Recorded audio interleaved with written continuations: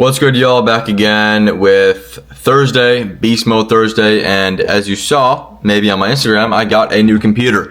If you guys remember, when I used to toss my camera up here to talk, it sounded like a bomb was about to explode in my room because my computer was so hot. So we copped the MacBook Pro 14-inch, maxed out RAM, whatever you call it, because I'm generally on my computer for half of the day. So I just decided to get the best possible one, and it genuinely ran me like 2.2K, but it is what it is. So with that being said, I actually am going to test my copy trader today, just because I have all new softwares and whatever, and I have to reconnect all my connections. So I'm gonna do that really quick. We all should be good. Bro, I don't think I've ever won a trade copier test. Let's maybe toss one MNQ short, see if it's all good.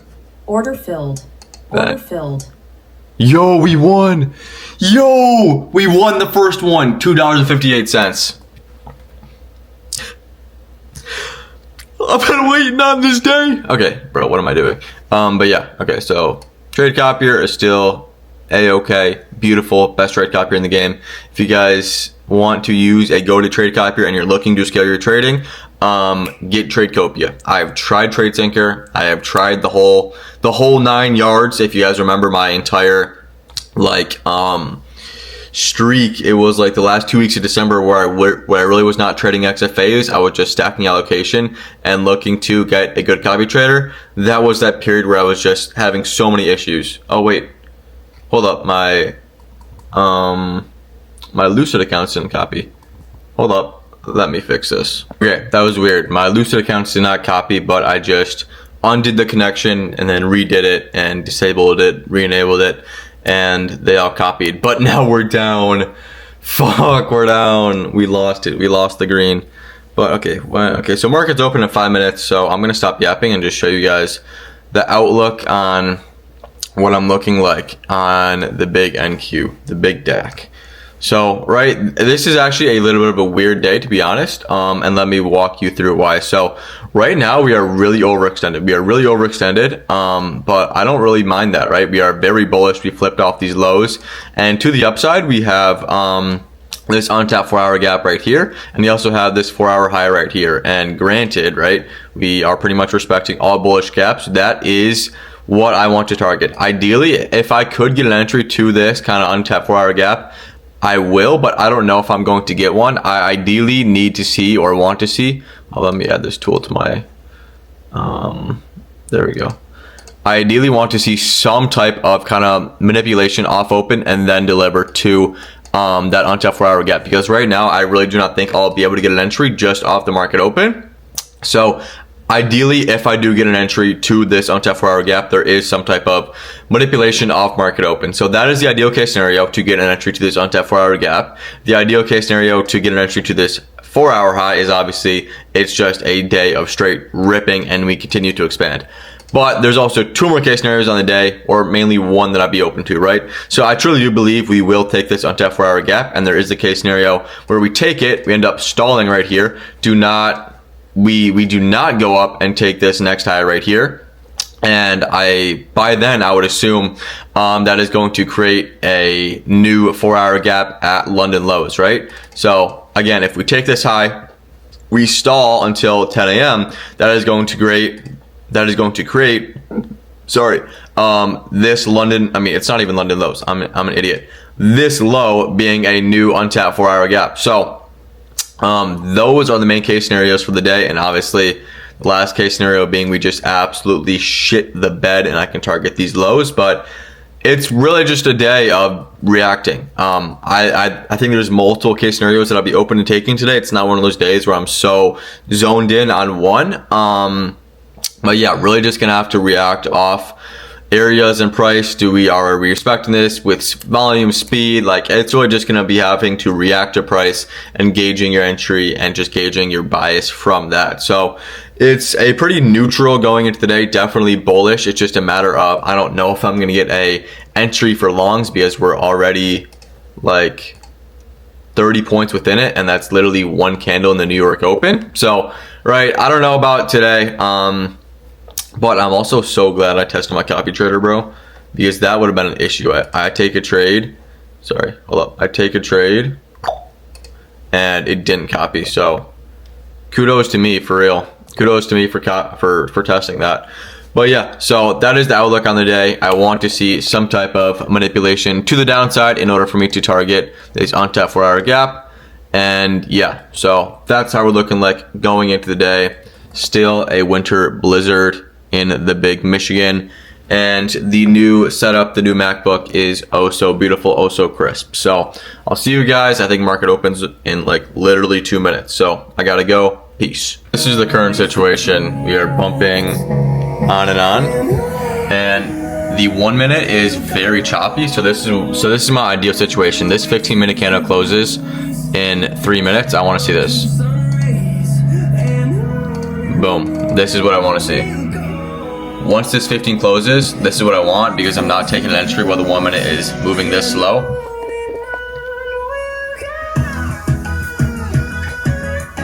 And also, peep outside right now. It is genuinely a blizzard. It is literally a blizzard. I don't know if you can see that, but a blizzard outside. So right now, again, I'm not taking entry on the 1 minute because it is very, very wicky and low volume in a sense. So I want to see this 15-minute closure, get me filled in, and then deliver lower to these hourly lows. Okay, so we are currently in shorts because that exact case scenario played out. We went up, tapped this 15. I took it off a slight kind of rejection. And I'm just rocking my stop loss essentially at this kind of 1 minute body high right here. My original stop was up here, but I trailed it because we had a very nice reaction off that area. So I'm going to be going break even once we hit this internal low. I'm not loving this kind of area of we're stalling right now, but I still have conviction in my trade, so I'm just gonna hold it, and I guess we'll see. Yo, so obviously you guys are watching this video in hindsight and saw we did not go down and take those lows today. So let me just take you through kind of the thought process on why I had conviction in taking a trade to those lows today, and essentially how I mitigated my risk and pretty much how I approached the overall day in general, right? So essentially my condition on the day was if we did run through this, what the fuck? Hold up.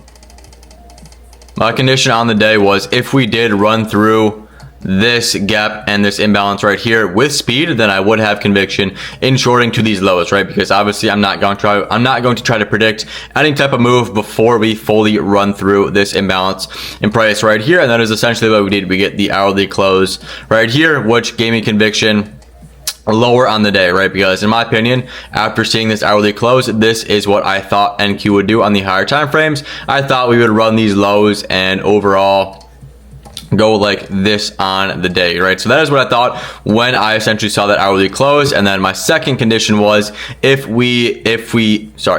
this 15-minute gap held, then that would just give me even more conviction on top of the hourly close. So my two conditions were this imbalance being ran through, and secondly, this 15-minute gap holding. So obviously, as you guys remember, the 1 minute time frame was very, very, very choppy. So once I saw price slow down right here, I immediately took entering off the 1 minute time frame off the table, because I knew damn well after seeing price slow down like this and overall we just stopped moving swiftly like up here, I knew 1 minute entries were fully fried on the day. But I really did still have conviction in this drawn liquidity lower. So when the 1 minute is relatively cooked, I pretty much just look to see if I can get a fill and just rock a more safe stop loss where it's not accounting to possibly get wicked out on the 1 minute time frame, and that is exactly what we did. So I was pretty much just saying if we trade up into this 15-minute gap right here and we get a reaction, then I will want to take 1 minute. I will want to take shorts and just rocking a stop loss, accounting for price retracing at any higher and just rocking a big stop loss, right? And that is exactly what we did. We tapped into the 15 here, we rejected it, and I took my initial entry right here. Boom, initial entry right here, targeting these lows, rocked my stop loss up here, and pretty much for a 1-to-1, and obviously we did not play out, right? So we have this candle here, and after this candle I mitigated my risk to this high right here, essentially just saying I don't think we should go any higher, but we do still have this major 1 minute gap above that I could see holding price in order to go lower. That is exactly what we did. We traded up into this gap, delivered lower, and pretty much after we delivered lower here, this is when I mitigated risk to this high. So pretty much I am now at a half risk trade, definitely expecting price to go down and at least take these lows, which is where I would have mitigated my stops to break even once we took out these internal lows, which, as you guys know, we never did. So very unfortunate day, and I ended up getting stopped out for a half size loss at this high right here. So essentially the main things and the main takeaways on the day were obviously right, like I really did have conviction in targeting this low after we kind of ran through this imbalance right here. But main thing is, right, like we were bullish, we're bullish in higher time frames, and I definitely could see like I don't know, me personally, like after this 1 hour close, that is what gave me the conviction. I wanted to personally wait until we got that hourly close and not just pre-fire on a 5 minute or a 1 minute. So I waited for that to pretty much, like, again, we do also have like a massive untapped hourly here. But the main things to learn from today, right, obviously when price slows down, I mean, I don't know. I think just that, like, because I've had like a few of my students did take 1 minute entries within here, and obviously I took taking 1 minute entries fully off the table. I think entering off the 1 minute after seeing price slow down like this is relatively cooked. That is why I just took a more higher time frame based entry and rocked a more higher time frame based stop loss, right? But again, it was more so just like I should have just seen price start slowing down towards this draw, and definitely could have said, okay, that's a little bit sketchy. But I mean, obviously I didn't enter the 1 minute.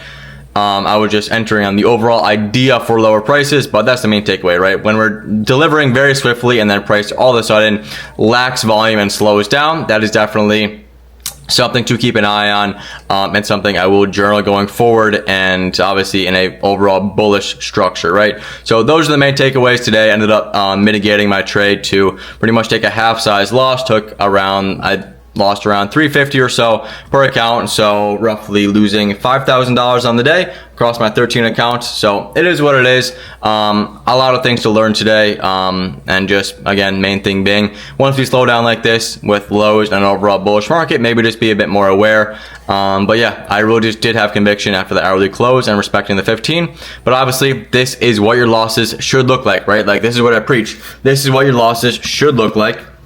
They should come from your draw and liquidity being wrong, like your draw being wrong, not you just getting the wrong entry and you getting wicked out and essentially us still delivering, right? So again, I'm like, these are the losses I want to be taking. I don't want to take a loss where I take a bad entry and then I get wicked out, stopped out, and then we still deliver, right? That pretty much tells me that that was a flaw on my entry, right? I'd much rather have my flaw be the draw and liquidity and just learn why and just realize why we did not take that draw. And I'm glad that, like, again, this is what like the ideal loss should look like, right? Your draw is wrong and you just realize why we did not hit that draw, etc.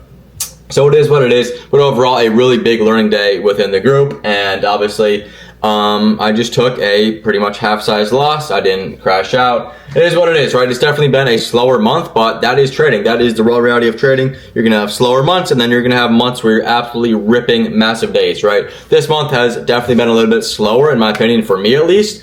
But again, all you can do is just make sure when you take those losses, you don't add on to them, you don't overtrade, you know, revenge trade. You realize why it was a losing trade, you realize why the market made that move, and then you just go forward and say, because all I can do now, right, is say, okay, let's just focus on finishing the month, let's just focus on finishing the month strong, right? That's all I can do. That is all you can do, right? You can control the controllables. What are the controllables? It is learning and realizing why this move did not play out, moving on, not revenge trading, going on to the next day and just saying, okay, it is part of the game. Not every trade is going to be a winning trade. Let's just focus on taking the next best, trade and finishing the month strong. That's all you can do.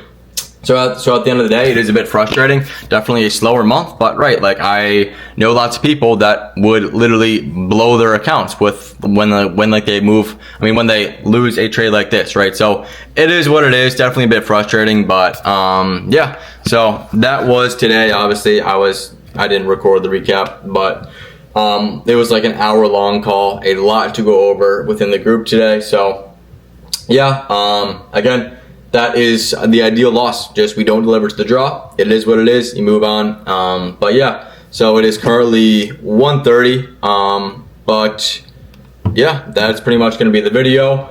I think maybe you guys learned some, maybe not, but yeah, that's the vid. Obviously transparency is one thing I strive for, so definitely been a slower week, a slower past few weeks, but it is what it is, right? You see the title of all these videos, raw reality of trading. It is what it is, right?